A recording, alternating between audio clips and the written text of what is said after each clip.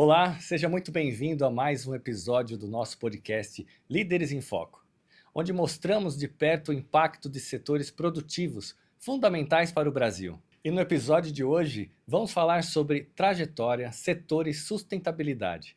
Para essa conversa, contamos com a presença do advogado Sr. Osmar Spinucci Júnior, diretor executivo e jurídico do Sincobesp, falando em nome do presidente Sr. Nelson Antônio Braido. E também contamos com a presença do Dr. Paulo Chueire, vice-presidente da Fiesp e diretor do DDI e DESIM, trazendo a perspectiva institucional e a importância desse setor dentro do ecossistema produtivo nacional. Um diálogo que une liderança, sustentabilidade e futuro. Vamos juntos? Osmar, quero agradecer sua presença aqui no nosso podcast Líderes em Foco. Dr. Paulo, também quero agradecer mais uma vez a presença, já esteve no primeiro episódio, foi um sucesso e espero que continue essa série de episódios Líderes em Foco. Eu gostaria de começar com o Osmar. Osmar, queria que você contasse um pouquinho da sua história realmente para o pessoal conhecer um pouquinho mais do Osmar. Rafael, eu inicialmente gostaria de agradecer mais uma vez, né, a gente conversando aí pessoalmente sobre o nosso segmento. Então, essa é uma oportunidade valiosa, né, para a gente tratar de assuntos importantes, né? Cumprimentar aqui o Dr. Paulo Chueire, né, agradecer a iniciativa da Fiesp através do coworking sindical, que está proporcionando isso tudo aos sindicatos que utilizam aí, né, a área do coworking. Bom, né, eu sou do segmento de reciclagens de proteína animal, né, vulgarmente conhecido como graxarias. Tá? Então eu iniciei advogando para o setor já há aproximadamente 25, 30 anos, né? E hoje sou, né, acionista de uma das companhias, né, aqui da Grande São Paulo. E dá uma introdução para a gente do Sincobesp. Sincobesp, né? Sincobesp é o Sindicato Nacional dos Coletores e Beneficiadores de Subprodutos de Origem Animal. O Sincobesp é um sindicato, né, de atuação nacional, né? Então nossa área de abrangência inclui toda a federação. Tá? É a única instituição sindical que representa institucionalmente o segmento de reciclagem de proteína animal no Brasil, que reúne aí aproximadamente 330 empresas, próximo disso, entre 300 e 330 empresas a nível de Brasil. Tá? E a gente está nessa frente já há aproximadamente 28 anos. O Dr. Paulo, e a Fiesp tem se conectado muito com essa parte de reciclagem animal juntamente com o Sincobesp. Agradecer o Osmar estar aqui, agradecer você, Rafael. Na verdade, como eu já lhe disse, nós trabalhamos com todos os sindicatos e o Sincobesp é um sindicato que a gente tem bastante carinho há bastante tempo, até porque hoje, com tudo que tem falado em termos de modernidade no sistema industrial, o Sincobesp já está na economia circular da sua nascença. Então é um sindicato de reciclagem e que faz o reaproveitamento de resíduos animais e com isso que são utilizadas as graxarias em várias outras indústrias. Então ele é um sindicato que nos é caro pela sua utilidade para o resto do setor. Tem uma atuação bastante forte há bastante tempo, eles têm uma feira própria, eu já estive algumas vezes nas edições das feiras deles. Então ele faz em etapas tudo aquilo que nós pregamos para que todas as entidades façam, para que gerem maior relevância para as suas empresas associadas. Osmar, teve um motivo específico assim para você focar no sindicato, no Sincobesp? Assim, eu quero participar desse setor, desse segmento? Sem dúvida. O que é muito importante para nós, né? A representação institucional do segmento é algo fundamental. Muita gente no país desconhece a atividade das graxarias e não compreende, como o Dr. Paulo Chueire acabou de citar, o que exatamente nós fazemos e o quão importante isso é né, do ponto de vista da sustentabilidade, né? Então, nós retiramos toneladas de matéria orgânica, né, que seriam, talvez, né, dispensadas de forma inadequada, né, contaminando o meio ambiente, e transformamos essa matéria orgânica, né, em produtos com valor agregado substancial, basicamente, né, farinha de carne e ossos, e sebo, né, bovino. Então, grande parte da população brasileira não tem conhecimento desse segmento, né? Conhecem, por exemplo, né, a questão, né, da produção de proteína animal, né? Seja bovina, suína, aves, né? Mas e os subprodutos, né?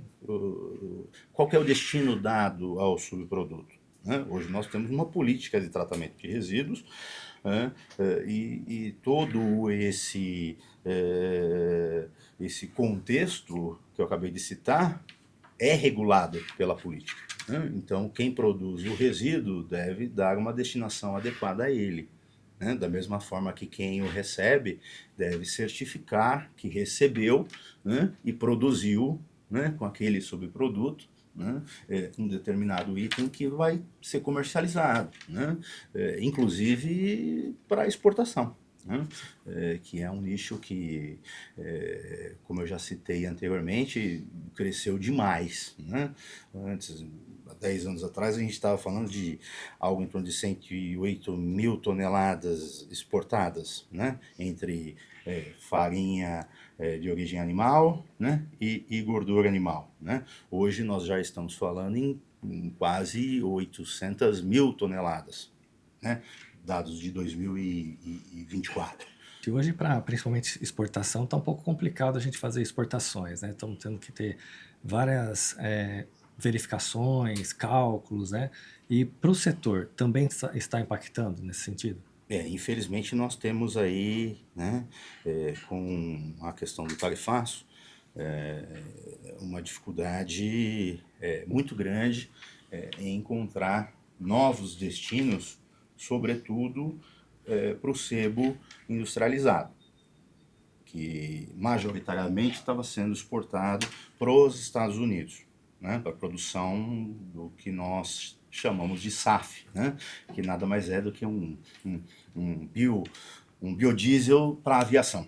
Tá? Inclusive, ontem a Petrobras anunciou que conseguiu desenvolver, né, um SAF, né, aqui nacionalmente, né? Houve o anúncio oficial, né?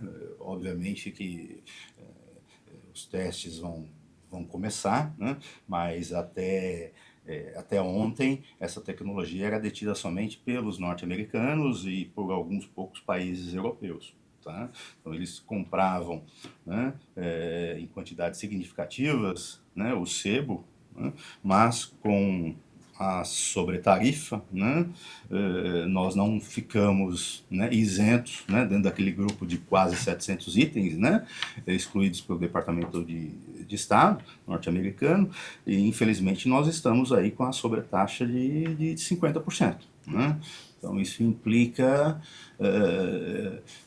na necessidade de realização de muitos cálculos. Né?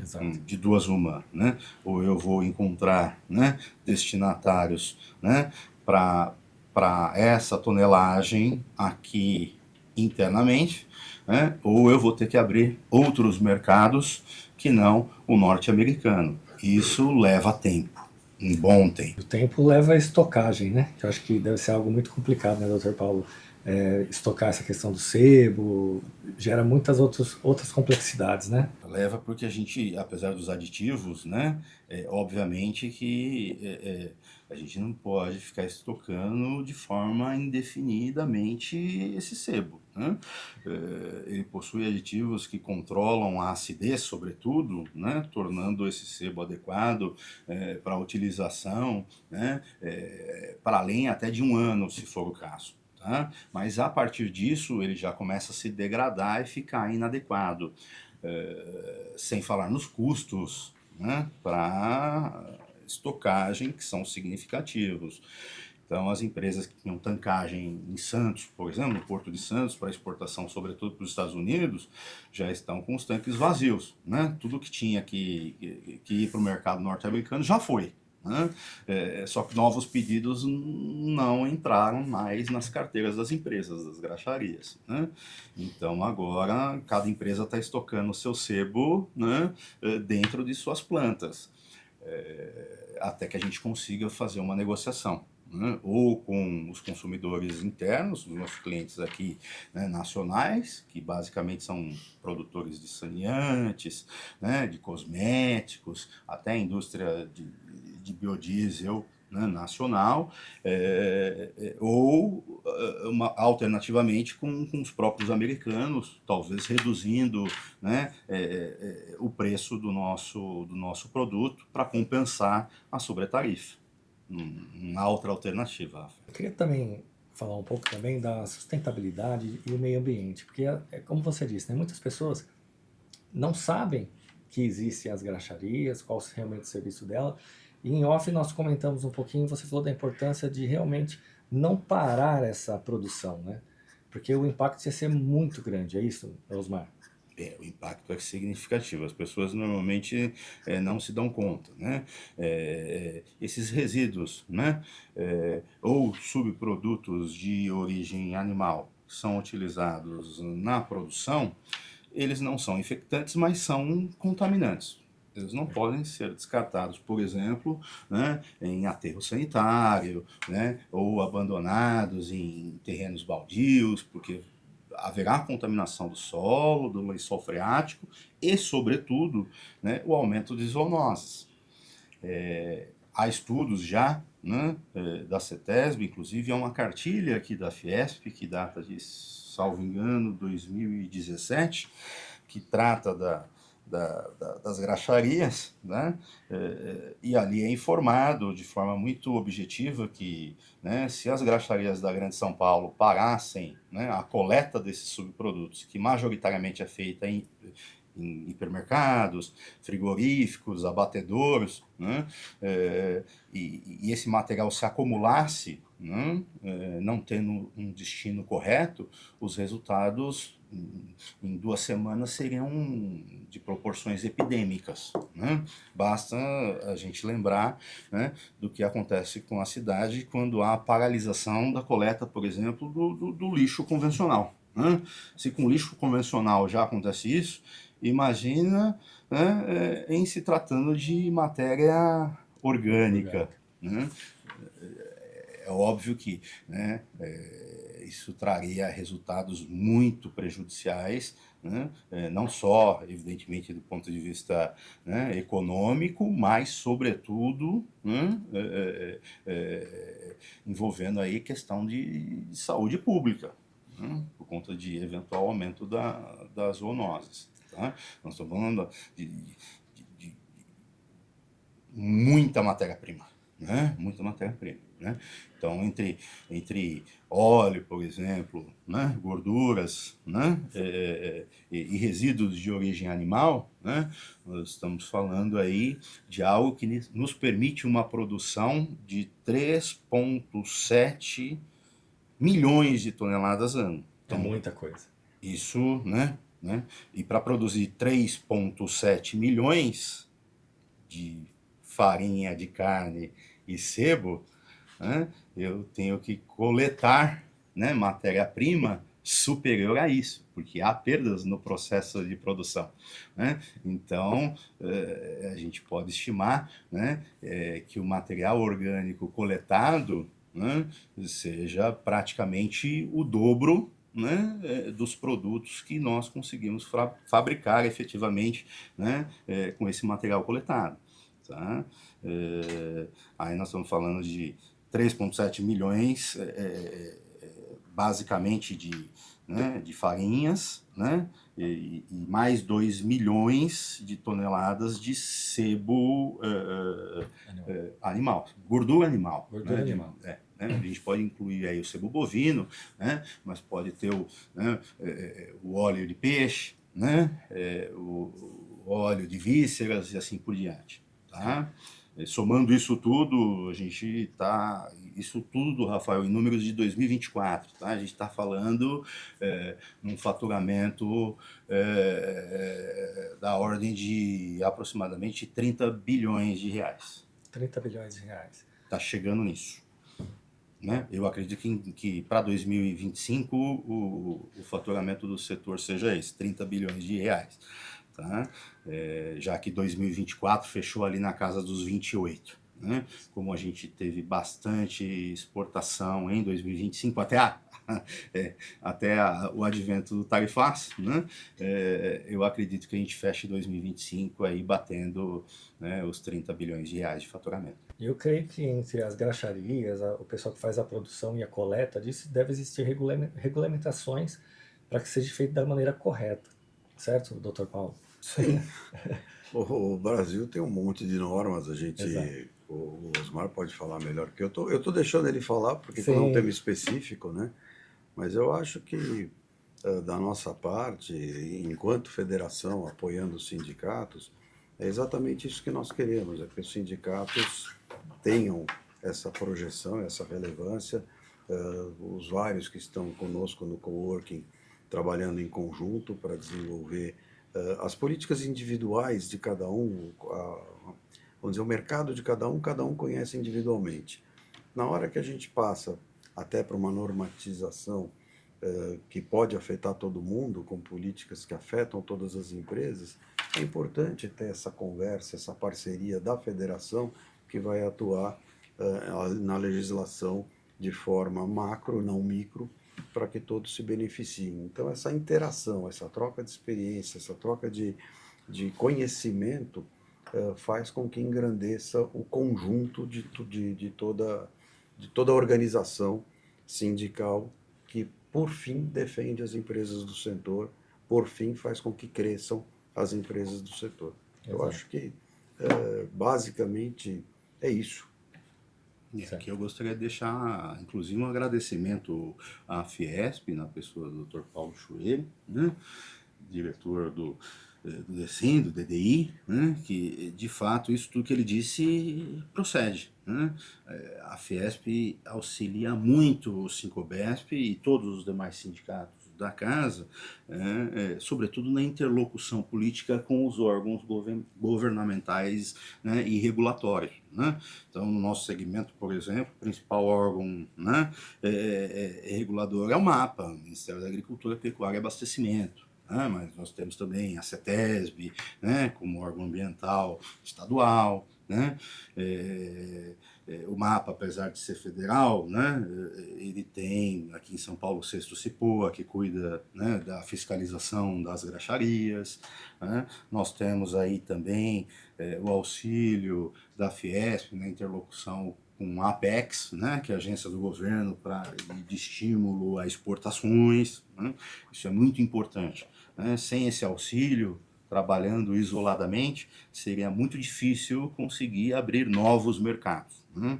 E a Fiesp, como a maior federação, né, da indústria do país, né, ela consegue abrir esse trânsito facilitado, né, que permite romper barreiras, né, que o sindicato por si só não conseguiria fazer. E além dos desafios enfrentados, eu creio que esse apoio é muito importante, mas eu creio que um faturamento, como você falou, de 30 bilhões, não é só flores, né? Deve existir muitos desafios aí para vocês também. Quais são os principais que você tem hoje, por exemplo? Então, hoje o principal deles realmente é essa questão da exportação. Né? Nós precisamos de novos mercados. Né?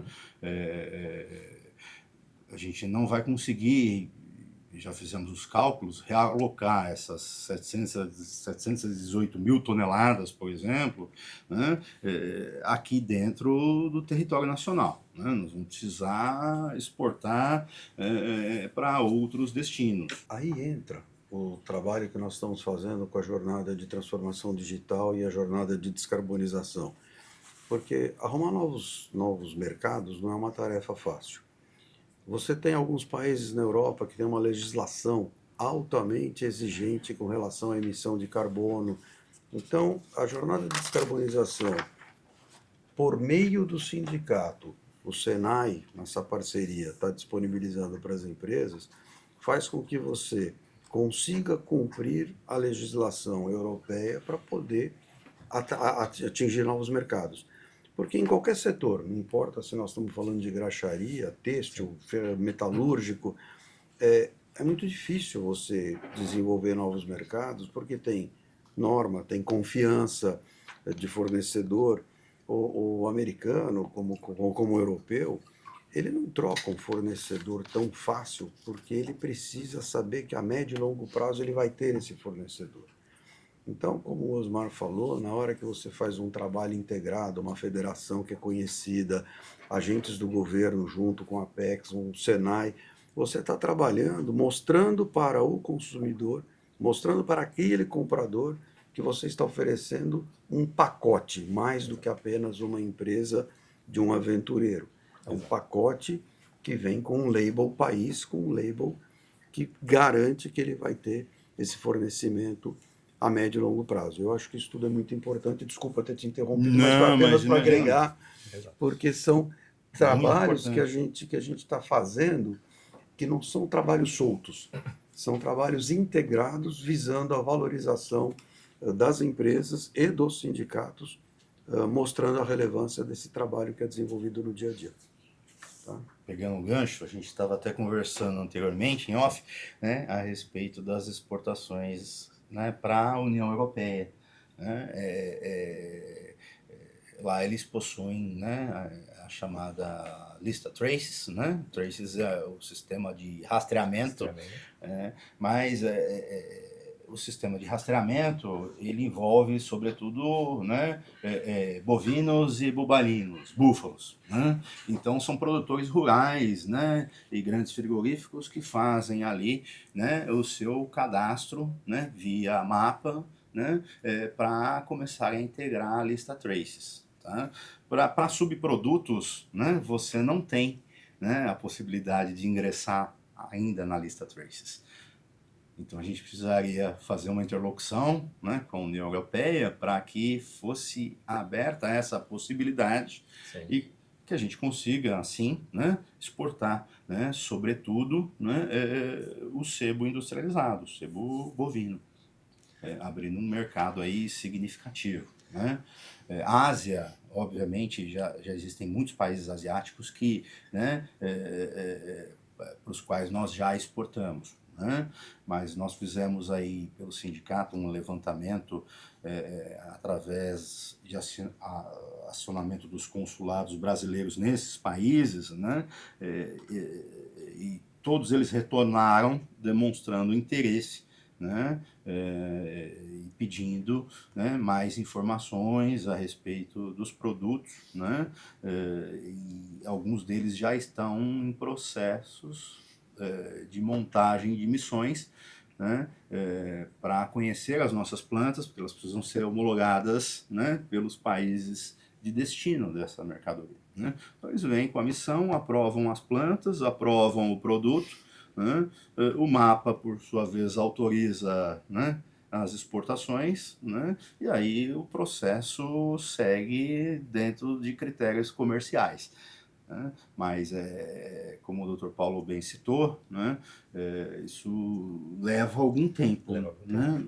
É coisa que a gente não consegue resolver do dia para a noite. Tem uma média de tempo que leva? Se for muito rápido, 3 meses. Ah, sim. Se for muito rápido, 3 meses. Tá? Se der tudo certo, algo em torno de 3 meses.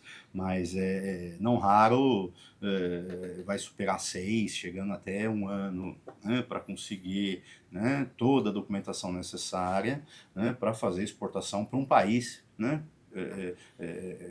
cuja exportação ainda não esteja autorizada, né, bilateralmente, né, tanto pelo destino como também pelo mapa. Falando de sustentabilidade e prevenção assim, do meio ambiente, né? O que esse setor impacta para nós? Né? Em termos de sustentabilidade, como eu disse anteriormente, além da questão, né, de se evitar, né, uma epidemia generalizada, né, com a paralisação da produção das graxarias, a gente também tem, né, a questão da emissão de carbono. Né? As graxarias retiram uma quantidade de matéria orgânica, né, na proporção, né, de milhões de toneladas. Exato. Então, isso por si só, né, já nos traria, né, dentro de legislação europeia, por exemplo, norte-americana, né, um crédito de carbono substancial. Nós temos, óbvio, né, frotas, né, de caminhões que realizam, né, justamente a coleta dessa mercadoria, e esses caminhões são movidos hoje a diesel convencional, né, fóssil. Né?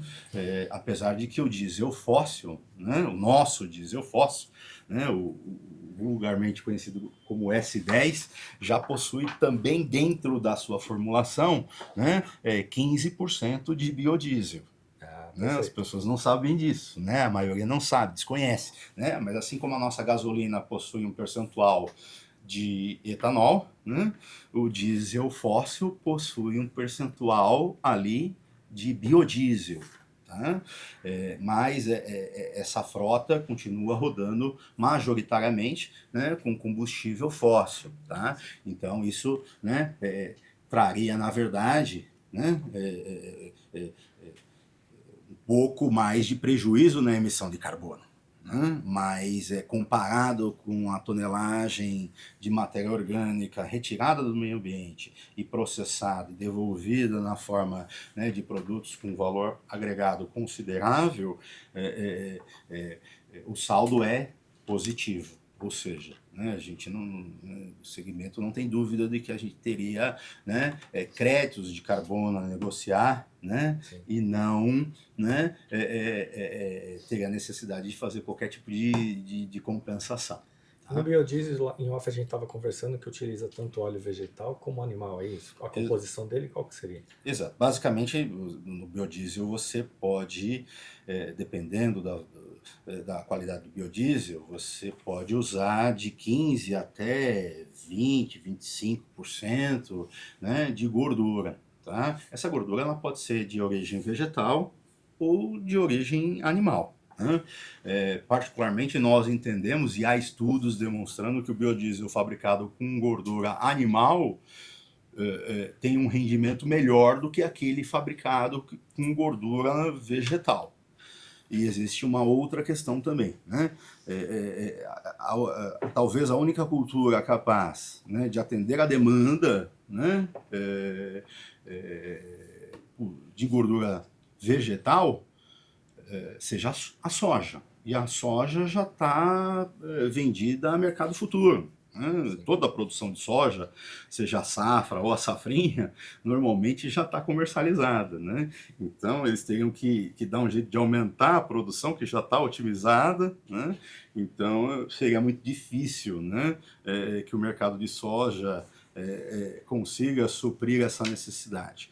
Né? Por isso que os americanos, né, óbvio, utilizam também, né, gordura vegetal na produção do SAF, mas utilizam também gordura animal, porque não há gordura vegetal suficiente para a produção do SAF, que, repito, né, nada mais é do que um biodiesel para a aviação. Agora uma curiosidade, né? Hoje, por exemplo, se der certo realmente o SAF, né, os testes que vão acontecer, e espero que dê certo, né, para se trocar o diesel de avião para biodiesel, né?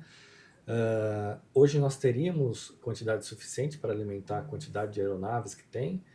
Ou precisaria ter uma visibilidade maior do setor, que as pessoas realmente conhecessem mais? Existe mais demanda ainda no mercado? Não, existe uma demanda muito grande, né? É lógico que a nossa frota comercial, né, ela é muito, em termos de aviação, né, ela é muito menor do que a frota comercial norte-americana. A frota comercial norte-americana é algo absolutamente, né, estrondoso em termos de tamanho, né? Não estou nem falando de aviões que, né, de longo percurso, né, que fazem viagens internacionais, né? Só a frota da aviação regional norte-americana já é, né, muitas vezes maior do que a do Brasil. Tanto assim que eles fizeram né, com a gordura animal o mesmo que eles costumam fazer com o petróleo, né? Eles precisam do quê? Estoques regulatórios, para não ficar na dependência, né, da oscilação dos países que são, né, produtores dessa commodity, que é o petróleo. Né? Os Estados Unidos sempre compra petróleo, mantém lá, não refina, né, mas numa eventual emergência tem estoque. O que eles estão fazendo com a gordura animal é a mesma coisa. Eles estão estocando, né, para que eles tenham, né, controle do mercado no futuro para a fabricação, né, do SAF sem depender do fornecimento, né, daqueles que fabricam, né, produzem gordura de origem animal ou vegetal. Né? É óbvio que se a gente for imaginar uma mudança total, né, da frota comercial de aviação no mundo, por exemplo, com combustível, né, livre de emissão de carbono, como o SAF, né, hoje em dia não haveria matéria-prima suficiente para atender. Né? A gente teria que aumentar a demanda em muito. Né? Mas o Brasil sai muito na frente nisso, né? Porque com a quantidade de rebanhos que a gente tem, né, e com a quantidade também, né, de produção de óleo de soja, né, seja de um lado ou de outro, né, a gente vai conseguir, os americanos vão precisar comprar da gente. Mais hora, menos hora, não tem para onde correr. Né? Poucos países vão ter condições de atender, né, a demanda nessa escala, né, que eles vão precisar. Né? E se a gente for falar de outros países, a mesma coisa, né? França, Alemanha, né? Então aí também há uma certa disputa, né? Alguns países investem, por exemplo, né, na produção de carros elétricos, né, que também contribuem com sustentabilidade, né, com a questão, né, da ausência da emissão de carbono e tudo mais. Tá? China vem investindo muito nisso. Né? Há algumas considerações acerca, né, do final da vida útil da bateria, o que fazer com ela, já que os componentes são altamente, né, tóxicos, né? Então precisaria existir aí, né, uma logística reversa, né, no sentido de reprocessar, né, essas baterias. Mas me parece que a China avançou muito nisso e os Estados Unidos estão apostando mais na questão dos biocombustíveis. Né? É óbvio, eles não abandonaram, evidentemente, né, a questão dos carros movidos, né, a bateria, energia elétrica. Né? Tanto é que uma das principais, mais famosas fabricantes de carros elétricos tem sede, né, nos Estados Unidos. Né? Mas a produção dessa fabricante já foi superada, né, pela principal fabricante chinesa. Né? Então, Estados Unidos está fazendo ali uma aposta meio que híbrida, né? Parte em elétricos e parte, né, em biocombustíveis. Né? A China investe menos em biocombustíveis, mas também há investimento nesse sentido, mas ela investe mais pesado, né, em carros elétricos. Tá? Então o mercado está extremamente fluido, né? A gente não sabe e as coisas acontecem numa velocidade, Dr. Paulo, que a gente não consegue mensurar o que vai acontecer daqui a 6 meses, por exemplo. Né? É difícil, né, estabelecer um plano de negócios com base nisso, né, porque está tudo muito instável, né, globalmente falando. Né? Então a gente tem questões não só de natureza política, mas de natureza geopolítica que interferem no nosso segmento. né? Não é só a política nacional que pode interferir nos interesses das empresas do nosso segmento, representadas pelo Sincobesp, mas questões também envolvendo, né, a geopolítica, ou seja, a política de outros países, né, que são players aí gigantes, né, China, União Europeia, né, Estados Unidos e assim por diante. Osmar, e no Brasil, você tem uma questão assim, de porcentagem, quanto realmente chega para as graxarias e se existe assim muito ainda para ser coletado corretamente, que às vezes a pessoa não sabe e acaba descartando de forma irregular, por exemplo. Há ainda muito descarte, né, irregular, né, sobretudo nas regiões, né, norte e nordeste do país. Tá? Isso se deve também muito à ausência de fiscalização, né, do mapa, né, nessas regiões. Né? Recentemente eu estive numa feira, né, em Olinda, próximo ali de Recife, e aí o pessoal do Conselho Regional de Medicina Veterinária veio buscar nosso apoio, né, porque para o estado todo, né, o mapa possui apenas 2 auditores fiscais federais agropecuários para cobrir, doutor Paulo, o estado todo. Né? Então, né, o que isso faz? Né? Estimula o descarte inadequado. Né? Tanto é que na região ali de Recife, né, Praia de Boa Viagem, por exemplo, perto do porto, né, a gente escuta muito falar de ataques de tubarões por conta, né, na mudança do canal que o porto provocou, mas também por quê? Porque rio adentro, né, você tem abatedouros, né, que fazem, né, o fracionamento dessa proteína animal e jogam os resíduos no rio. Né? Então, né, o tubarão, sobretudo, né, o chamado tubarão cabeça chata, que é mais, né, conhecido ali, né, ele vem atrás justamente desse alimento fácil. Né? Tanto é que quem visita ali a Praia de Boa Viagem, né, a cada 100 metros tem uma placa, né, alertando, olha, né, não é uma área adequada para banho, né? Tome cuidado, né? Exato. Quem é de lá não costuma entrar na água, né? Quem está entrando na água normalmente é turista, né? Então, mas esse é um exemplo de descarte clandestino. É lógico que não é só isso que provocou, né, o aumento de ataque de tubarão e tudo mais, né? O próprio traçado, a dragagem do porto e tudo mais, né, provoca uma mudança na corrente, né, que faz com que fique mais fácil que esses animais atravessem, né, os recifes e cheguem, né, praticamente, né, na água ali no joelho. É impressionante. Né?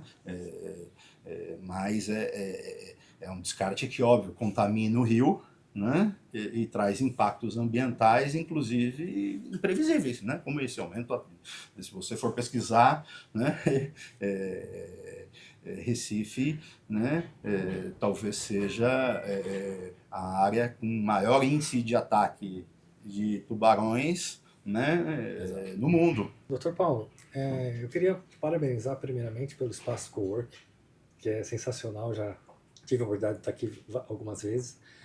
E eu queria que você falasse um pouquinho da sua visão do papel da Sincobesp, né, nesse setor, que eu acho que é um setor muito importante, mas eu também acho que é um setor que é um pouco desconhecido, né? E o papel da Fiesp para ajudar, de repente, divulgar todo esse material. Né? Esse trabalho já está sendo feito isso, né? Eu acho que a prova da assertividade da ação do nosso Departamento de Desenvolvimento Intersindical, ao insistir com a montagem do coworking, a trazer os sindicatos para trabalhar em conjunto, abrir esse espaço para que o sindicato divulgue essa riqueza toda que o Osmar acabou de falar, não só para a base dele, mas isso fica online para todos verem, para quem é da indústria, quem não é da indústria.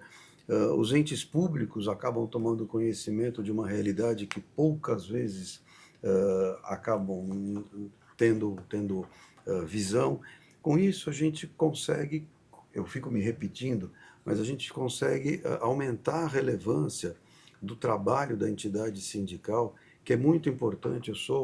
Eu sou adepto do associativismo, eu sempre falo, você viaja, você chega nos Estados Unidos, de repente tem uma invasão de motocicleta, um monte de pessoas que se unem na associação de qualquer coisa, porque o americano tem o espírito associativista. O brasileiro não tem. A gente aqui pensa diferente. Não vou fazer nada porque ele está fazendo. E é errado, porque aí sobra nas costas de um, ou sobra nas costas de uma empresa grande, ou sobra nas costas de um sindicato, e a gente precisa aprender a trabalhar de forma agregada para gerar resultado para todo mundo.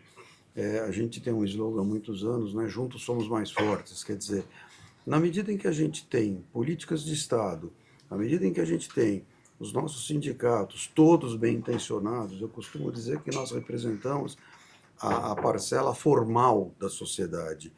E isso é muito importante separar. Nós temos guerras parecidas, que é a formalidade versus a informalidade. O Osmar acabou de falar, tem a empresa que joga o de jeito, em qualquer jeito, e não acontece nada. Não é só porque não tem poder público. Lei tem, não tem quem cumpra, não tem cultura, não tem educação da própria população. E não é só na área dele, em todas as áreas. Na área têxtil, na área metalúrgica, na área que você procurar, você vai ter esses problemas. E aí vem a importância de nós estarmos juntos, trabalhando para ter regras que sejam factíveis, possíveis de cumprir, que não onerem demais o produtor, que não inviabilizem os negócios, os setores, segurança jurídica, tudo isso a gente consegue em grupo. A gente consegue fazendo um trabalho convergente, mais uma vez, a economia formal, que paga imposto, que emprega, que dá previsibilidade. Esta economia formal precisa ser reconhecida, respeitada por todos os entes e pela sociedade. Osmar, gostaria que você deixasse uma mensagem para os empresários, para os profissionais do setor, que a Sincobesp está disponível, né? O sindicato, a gente tem uma política de auxiliar, né, tanto quanto possível, né, todos os nossos associados e aqueles também que não são associados ao Sincobesp, mas que integram, sim, o nosso segmento. Então, como o Dr. Paulo disse, né, a gente tenta criar um ambiente de sinergia para facilitar, né, o trabalho desses empresários. Tá? Então, citando a região, mais uma vez, Norte e Nordeste, né? Como nós estamos aqui muito voltados para a região Sul, Sudeste, Centro-Oeste, e o sindicato tem abrangência nacional, né? Nós estamos num processo de ampliação, nomeação de delegados nessas regiões e tudo mais, para que a gente possa acessar, né, esse integrante, esse empresário do nosso segmento, né, oferecendo suporte, né, que, via de regra, ele não possui lá. Né, ele não tem onde buscar, né, sobretudo na região norte. Tá? E aí o Sincobesp está aqui justamente para auxiliar. Né?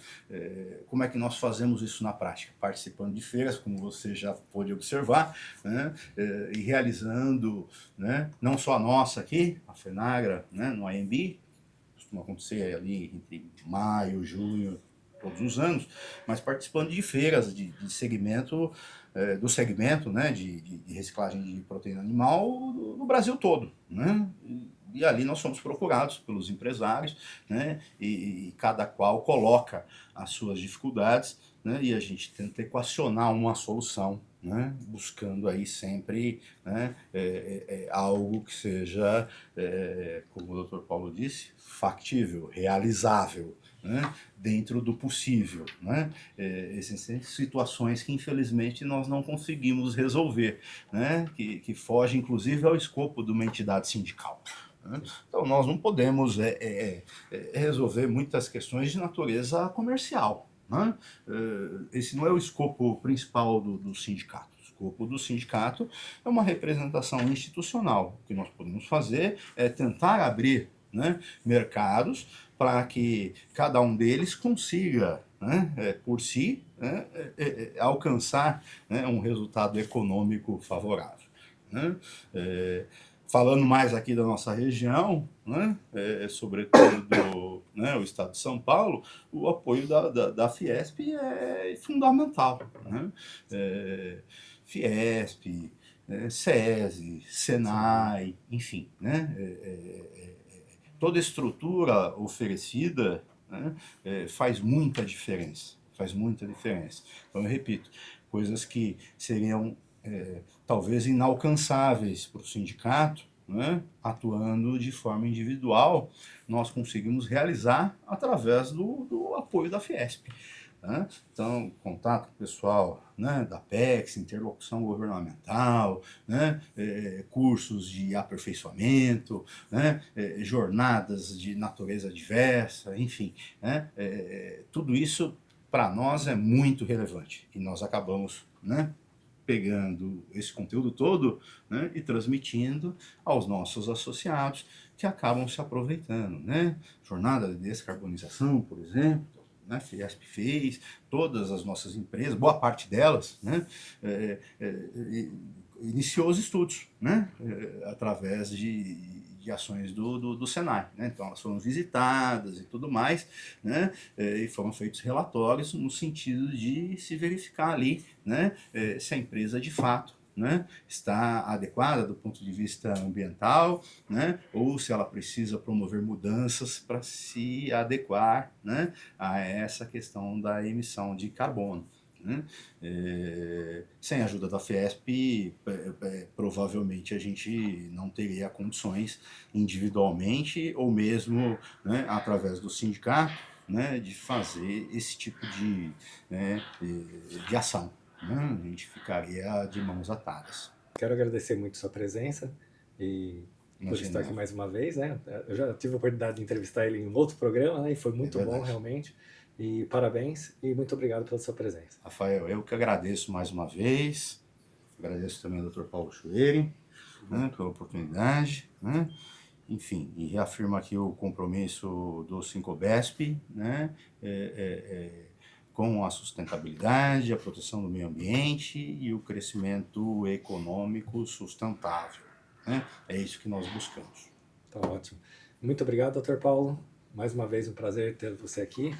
Eu que agradeço, Rafael. A gente está aqui para ajudar, para desenvolver os nossos sindicatos. Hoje fiquei quieto ouvindo a aula do Osmar aqui do setor, que é importante. Eu acho que quando a gente participa de uma entidade como a Fiesp, eu já te falei, eu também venho de um sindicato patronal, e a gente se predispõe a participar na Fiesp, num departamento da Fiesp, você precisa estar disposto a ouvir todos os setores, mesmo que não seja o seu, buscar aquelas dores que os setores têm, para dividir, para que a Fiesp consiga ajudar a todos de forma equânime e com isso a gente dá soluções para todos os setores e fortalecer a indústria. Eu tenho dito sempre que não é por menos que todo mundo fala da Fiesp no Brasil como a grande federação, a grande Fiesp, e eu sempre digo, a Fiesp é grande porque ela tem todos os seus sindicatos e os seus sindicatos todos trabalham com o mesmo objetivo. Isso faz com que nós tenhamos a capilaridade de chegar nas empresas na ponta, e essa ponta é que faz com que sejamos reconhecidos como os fortes, os grandes empregadores, os grandes pagadores de impostos. Ao final, quem sustenta a estrutura do país é quem trabalha, quem gera emprego, quem gera imposto, e é por isso que tem esse reconhecimento da sociedade e do governo. Exato. E juntos somos mais fortes. É isso aí.